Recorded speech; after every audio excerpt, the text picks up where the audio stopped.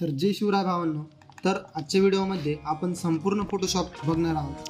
कशा पद्धतीने तुम्ही बेसिकपासून डिझाईन करू शकता किंवा टूल जे काही आहे त्याची आपण माहिती बघणार आहोत. तर फोटोशॉप इन्स्टॉल केल्यानंतर अशा पद्धतीने काही आयकॉन दिसते. या फोटोशॉप सॉफ्टवेअर आपण ओपन करून घेणार आहोत. तर ओपन केल्यानंतर अशा पद्धतीने काही विंडोज येते. इथे जी काही माहिती आहे तर ते ज्यांनी फोटोशॉपवरती काम केलं त्यांची माहिती येत असते.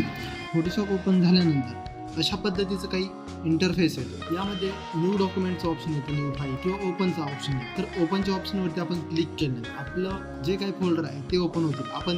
आपण काही डिझाईन असतील ते ओपन करू शकतो किंवा फोटो असेल ते ओपन करू शकतो किंवा तुम्ही काही जे आधी काम केलं आहे ती फाईल ओपन करू शकता. तुम्ही येथे बघू शकता एवढ्या प्रकारच्या फाईल तुम्ही ओपन करू शकता. PhD असेल, PNG असेल, JPG असेल, त्यानंतर PCX असेल, EPX असेल, अशा विविध प्रकारच्या फाईल तुम्ही इथून ओपन करू शकता. तर इथून तुम्ही एखादा डॉक्युमेंट ओपन जर केलं तर या पद्धतीने इंटरफेस आहे. तर आपण नवीन फाईल तयार करायची ते आपण बघणार आहोत. तर जुनी फाईल ओपन झाली क्लोज करायची असते तर इथे हा क्रॉसचा आयकॉन जो आहे इथे क्लिक करून तुम्ही जुनी जी फाईल आहे ती क्लोज करू शकता. तसेच इथे न्यू फाईलवरती क्लिक करून तुम्ही एक नवीन डॉक्युमेंट तयार करू शकता. त्या डॉक्युमेंटची आपल्याला विड्थ किती पाहिजे आहे ते इथे टाकून घ्यायची. त्यानंतर हाईट किती पाहिजे आहे ती इथे टाकू शकता तुम्ही. त्यानंतर रिझोल्युशन ही कायम 300च घ्यायची. जेवढे रिझोल्युशन जास्त घेऊ तेवढे आपला बॅनर किंवा जे काही तुम्ही काम करणार ते क्वालिटी होतं. आणि रिझोल्युशन जर 300 पेक्षा कमी जर असेल तर आपला बॅनर जो तो पाहिजे तेवढा क्वालिटी होत नाही. त्यामुळे शक्यतो 300च रिझोल्युशन घ्यायची. त्यानंतर इथे बीट वरती 8 बीट आहे ते तसं सांगून द्यायचं. त्यानंतर कलर मोड मध्ये RGB ऑनलाईन जर इंस्टाग्राम, व्हॉट्सअप इकडे कुठे टाकायचे असेल तर RGB कलर घेऊ शकतो. तसेच प्रिंटिंग वर्क साठी जर तुम्हाला डिझाईन करायची असेल तर CMYK तुम्ही सिलेक्ट करू शकता. तर इथे मी RGBच करून घेत आहे. त्यानंतर कलर प्रोफाईल मध्ये नेहमी sRGBच ठेवायची आहे. त्यानंतर इथे क्रिएट डॉक्युमेंट वरती क्लिक करून तुम्ही नवीन डॉक्युमेंट तयार करून घ्यायचं. त्यानंतर अशा पद्धतीने काही इंटरफेस आहे. त्यानंतर जर ओपन झाल्यानंतर तुम्हाला जर यावरती एखादा फोटो जर घ्यायचा असेल तर तुम्ही कशा पद्धतीने घेऊ शकता. तर फाईल वरती जाऊन ओपन वरती क्लिक करून तुमची फाईल मॅनेजर आहे ते ओपन होऊन जाईल. त्यावरून तुम्ही ज्या फोल्डरमध्ये तुमचा फोटो वगैरे जे काही तुम्हाला घ्यायचं आहे ते असेल ते तिथून घेऊ शकता. तर मी एक एक्झाम्पलसाठी एक फोटो ओपन करून घेत आहे. तर हा फोटो दुसऱ्या याच्यामध्ये ओपन होईल. तर तो फोटो आपल्याला इकडे घेण्यासाठी सर्वप्रथम हा लॉक जो आहे तो लॉक काढून घ्यायचा आहे. त्यानंतर इथून कॉपी करून घ्यायचा आहे. Ctrl+C करून तुम्ही कॉपी करू शकता आणि या डॉक्युमेंटवरती पेस्ट करून घ्यायचं आहे. तर त्याची साईज खूप मोठी झाली आहे तर साईज कमी करण्यासाठी तुम्ही कोणत्याही अँगलला धरून त्याची साईज कमी करून घेऊ शकता. त्यानंतर आपण टूल जे बघणार आहोत तर सर्वात पहिला टूल जो आहे तो मूव्ह टूल. तर हा मूव्ह टूल सिलेक्ट करून तुम्ही कोणताही जो ऑब्जेक्ट असेल, टेक्स्ट असेल त्याला धरून इकडे तिकडे नेऊ शकता. तुम्हाला जर या जागेवरून या जागेवरती जर आणायचं असेल तर तुम्ही कसं काय आणणार. तर सर्वप्रथम हा मूव्ह टूल सिलेक्ट करून घ्यायचा आहे. मूव्ह टूल सिलेक्ट केल्यानंतर आपल्याला ज्या इमेजवरती जाऊ किंवा जे तुम्हाला दुसरीकडे न्यायचं आहे तिथे क्लिक करून त्याला दुसरीकडे ट्रॅक करायचं आहे. त्या पद्धतीने तुम्ही दुसरीकडे नेऊ शकता. तसेच त्यानंतर येतं सिलेक्शन टूल. तर तुम्हाला जे काही सिलेक्शन करायचं आहे तर त्याचे तुम्ही सिलेक्शन करू शकता. तर या सिलेक्शन टूल मध्ये चौकोनी शेप मध्ये सिलेक्शन करू शकता, सर्कल मध्ये सिलेक्शन करू शकता, अशा विविध प्रकारे तुम्ही सिलेक्शन करू शकता. तर सिलेक्शन करून सुद्धा तुम्हाला हा पार्ट जर दुसऱ्या लेवलवर घ्यायचा असेल तर तुम्ही सिलेक्शन करून Ctrl+J करून तुम्ही डुप्लिकेट लेअर करून घेऊ शकता. तर मूव्ह टूल घेऊन तुम्ही जी डुप्लिकेट लेअर केली आहे तीही बघू शकता.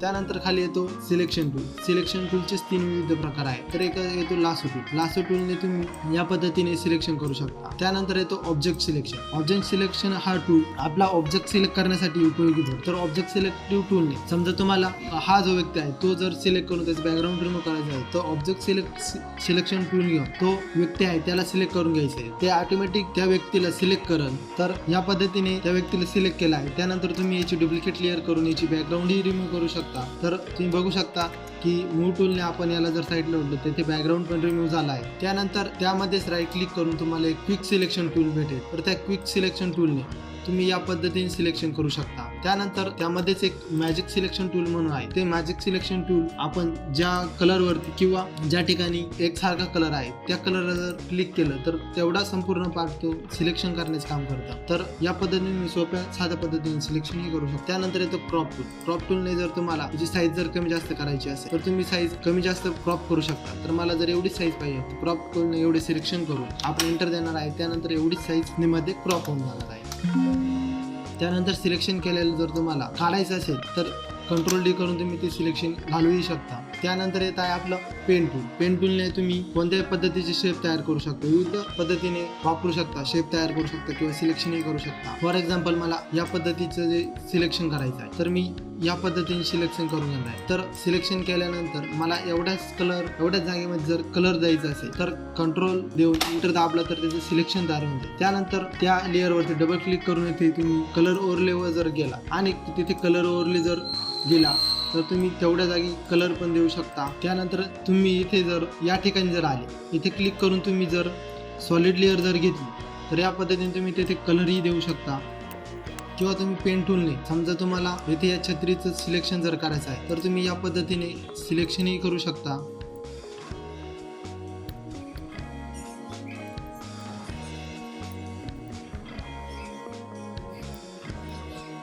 तर तुम्ही या पद्धतीने जे काही सिलेक्शन केले त्याला कंट्रोल एंटर देऊन तुम्ही सिलेक्शन तयार करून घेऊ शकता. सिलेक्शन तयार केल्यानंतर तुम्ही त्याची कॉपी करू शकता किंवा त्या जागी तुम्ही कलरही फिल करू शकता.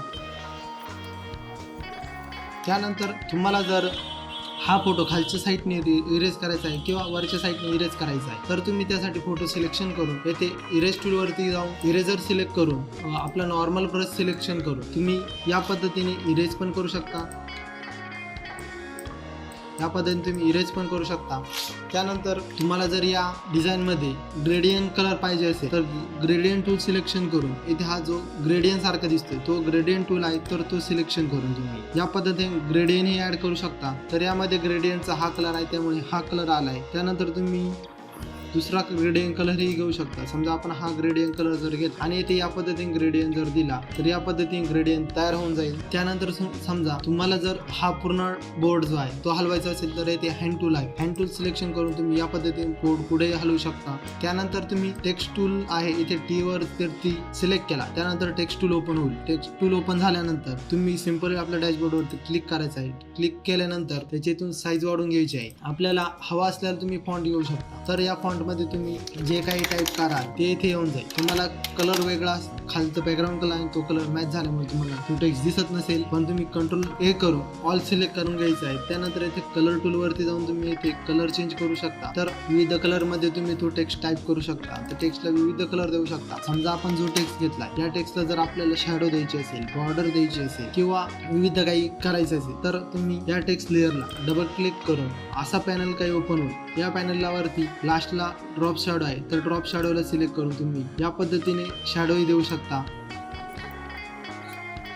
तर तुम्ही शॅडोची ऑपिसिटी इथून कमी ऍडजस्ट करू शकता. त्यानंतर शॅडो कोणत्या अँगलला पडेल ते इथे देऊ सिलेक्ट करू शकता. त्यानंतर त्या शॅडोचं टेक्स्ट पासून डिस्टन्स किती राहील ते तुम्ही इथे सिलेक्ट करू शकता. त्यानंतर त्याचा स्पेस किती असेल तेही तुम्ही इथे करू शकता. त्यानंतर त्या शॅडोची साईज किती असेल तेही ते तुम्ही ऍडजस्ट करू शकता.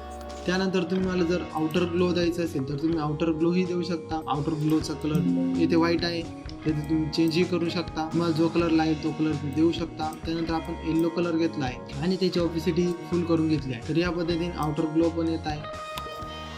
त्यानंतर तुम्ही जर या टेक्स्टला ग्रेडियंट कलर द्यायचा असेल तर तुम्ही इथे ग्रेडियंट ओव्हरलेवरती क्लिक करून या पद्धतीने काही कलर देऊ शकता की आपल्याला इथून कस्टमाइज कलरही करू शकतो. तर इथे समजा आपण हिरवा कलर घेतला आणि दुसऱ्या साईडला आपण जर इथे व्हाईट कलर घेतला तर इथे या पद्धतीचा ग्रेडियंट तयार होईल. तसेच त्यानंतर तुम्ही स्पेसिफिक कलर सुद्धा देऊ शकता. इथे कलर ओव्हरलेवरती जाऊन कलर पण करू शकता. असेच तुम्ही त्या टेक्स्टला इनर ग्लो सुद्धाही देऊ शकता. इनर ग्लोचा कलर तुम्ही सिलेक्ट करून घेऊ शकता. इनर ग्लोचा कलर सिलेक्ट केल्यानंतर तुम्ही या पद्धतीने इनर ग्लो पण देऊ शकता. तसेच इनर शॅडो पण देऊ शकता. आपण जी आउटर शॅडो बघितली होती ड्रॉप शॅडो बघितली होती त्याचप्रमाणे इनर शॅडो पण असते. त्यानंतर तुम्ही या टेक्स्टला बॉर्डरही देऊ शकता. तर तुम्ही या पद्धतीने काही बॉर्डर देऊ शकता. तर बॉर्डरची साईज किती ठेवायची आपण तेही इथून ॲडजस्ट करू शकतो. त्यानंतर इथे बेवेल अँड एम्बॉसचं पण ऑप्शन आहे. या बेवेल अँड एम्बॉसमध्ये तुम्ही विविध प्रकारचे इफेक्ट तयार करू शकता. त्यानंतर तुम्हाला जर झूम करायचं जर असेल तर येथे लास्टला एक झूम टूल आहे. त्या झूम टूलने तुम्ही या पद्धतीने झूम करू शकता आणि माऊस क्लिक करून या साईडला ड्रॅग जर केलं तर झूम आउट पण करू शकता. त्याचप्रमाणे तुम्ही कंट्रोल आणि प्लस दाबून सुद्धा झूम करू शकता आणि कंट्रोल आणि मायनस दाबून झूम आउट पण करू शकता. समजा तुम्हाला इथे जर हा शेप तयार केलेला आहे तो डिलीट करायचा असेल तर या शेपला सिलेक्ट करून घ्यायचा आहे. त्यानंतर डिलीट बटन क्लिक करून तुम्ही डिलीटही करू शकता. त्यानंतर समजा तुम्हाला हाही शेप डिलीट करायचा आहे तो सिलेक्ट करून डिलीट करू शकता किंवा त्या शेपची जी लेअर आहे येथे जी लेअर दिसती ती लेअर सिलेक्ट करून तुम्ही येथे डिलीट ऑप्शनवरती क्लिक करून तुम्ही डिलीटही करू शकता. त्याच पद्धतीने समजा जर तुम्हाला एखादा फोटो जो असेल तो एडिट करायचा जर असेल तर तो तुम्ही ओपन करू शकता. शकता आणि त्याला कंट्रोल जे करून डुप्लिकेट लेअर करून घ्यायची आहे. त्यानंतर तुम्ही फिल्टरवरती जाऊन येथे कॅमेरा रॉ फिल्टरवरती क्लिक करायचं आहे किंवा कंट्रोल शिफ्ट ए दाबून तुम्ही डायरेक्ट कॅमेरा रॉ फिल्टरला जाऊ शकता आणि येथे ॲटो म्हणून ऑप्शन आहे, तिथून तुम्ही ॲटो एडिट पण करू शकता किंवा मॅन्युअली एडिट पण करू शकता. तर यासाठी सर्वप्रथम तुम्हाला टिंट थोडे ऍडजस्ट करून घ्यायची आहे. त्यानंतर तुम्ही इथे कॉन्ट्रास्ट ऍडजस्ट करू शकता फोटोचा, त्यानंतर हायलाइट ऍडजस्ट करू शकता, त्यानंतर आपल्या ज्या फोटोत ज्या काही शॅडोज आहे ते शॅडो ऍडजस्ट करू शकता, त्यानंतर व्हाईट आहे ते थोडं ऍडजस्ट करू शकता, ब्लॅक पण ऍडजस्ट करू शकता आणि फोटोला ज्या पद्धतीने काही टेक्स्चर देऊ शकता तुम्ही, तर या फोटोला या पद्धतीने तुम्ही टेक्स्चरही देऊ शकता. त्यानंतर क्वालिटी इन्क्रीज करू शकता, कमी जास्त करू शकता. त्यानंतर तुम्ही डिहॅज करू शकता. डिहॅज मध्ये जो तुमच्या फोटो मधला जो व्हाईट भुरकटपणा असतो तो कमी होऊन जातो. त्यानंतर येथे सॅच्युरेशन कमी जास्त करू शकता. त्यानंतर तुम्ही डिटेल मध्ये येऊन तुम्ही तुमच्या चेहऱ्यावरती जर हा नॉईज जो आहे तो रिमूव्ह करायचा असेल तर येथे नॉईज रिडक्शन वरती तुम्ही सरासरी 50% देऊन तुम्ही बऱ्यापैकी नॉईज रिड्यूस करू शकता. त्यानंतर तुम्ही आपल्या फोटोला शार्पनेस ही देऊ शकता. त्यानंतर कलर रिड्यूस नॉईज मध्ये पण तुम्ही जो नॉईज आहे तो काढू शकता. त्यानंतर इथे कलर मिक्सर वरती तुम्हाला विविध कलर येतात, त्या कलर वरती तुम्ही खेळून आपला फोटो अट्रॅक्टिव्ह बनवू शकता. समजा आपण जर हा हिरवा कलर आपल्याला चेंज करायचा आहे तर हिरवा कलर वरती क्लिक करून तुम्ही या पद्धतीने कलरही चेंज करू शकता. समजा मी या पद्धतीने काही कलर करून घेतला आहे, जो येलो कलर आहे तो सुद्धा आपण चेंज करू शकतो. त्यानंतर जो स्किन कलर आहे तो सुद्धा आपण चेंज करू शकतो.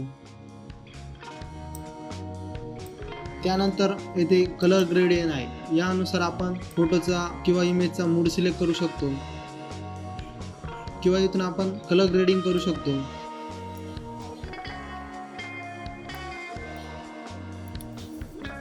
त्यानंतर इथे ऑप्टिक्स म्हणून आहे, तर यामध्ये तुम्ही या साईडनी जो ब्लॅक येतंय ही तुम्ही ऍडजस्ट करू शकता. इथे ब्लॅक किंवा व्हाईट ऍड करू शकता, शक्यतो आपण ब्लॅकच ऍड करतो. त्यानंतर तुम्ही इथे ओके करू शकता. तर तुम्ही फोटोमध्ये जो काही फरक आपण एडिट केला आहे तो पण तुम्ही बघू शकता. तर या पद्धतीने आपला फोटो इथे एडिट करू शकता तुम्ही. त्यानंतर तुम्हाला जर चेहरा स्मूथ करायचा असेल तर इथे ब्रश वरती यायचं आहे, तिथे राईट क्लिक करून खाली मिक्सर ब्रश आहे, हा मिक्सर ब्रश घ्यायचा आहे. त्यानंतर आपल्याला ते जनरल मधला ब्रश सिलेक्ट करून घ्यायचा आहे. त्यानंतर याची साईज आपण कमी करून घ्यायची आहे. त्यानंतर इथे जो कलर जो आहे तो इथे आपल्याला व्हाईट कलर घ्यायचा आहे. त्यानंतर ब्रशची सेटिंग करून घ्यायची आहे, तर इथे 25 घ्यायची आहे, लोडमध्ये 25 घ्यायची आहे, मिक्समध्ये 35 घ्यायची आहे, फ्लो 100% ठेवायचा आहे. त्यानंतर तुम्ही आपल्याला इथे मिक्स 100 करून घ्यायचा आहे. त्यानंतर तुम्ही आपल्याला जिथे जिथे चेहरा स्मूथ करायचा आहे तिथे तिथे तुम्ही हा ब्रश फिरून चेहरा स्मूथ करू शकता. तर या पद्धतीने तुम्ही चेहरा स्मूथ ही करू शकता. या पद्धतीने आपल्याला जिथे स्मूथनेस हवा आहे तिथे हळूवारपणे ब्रश फिरून घ्यायचा आहे.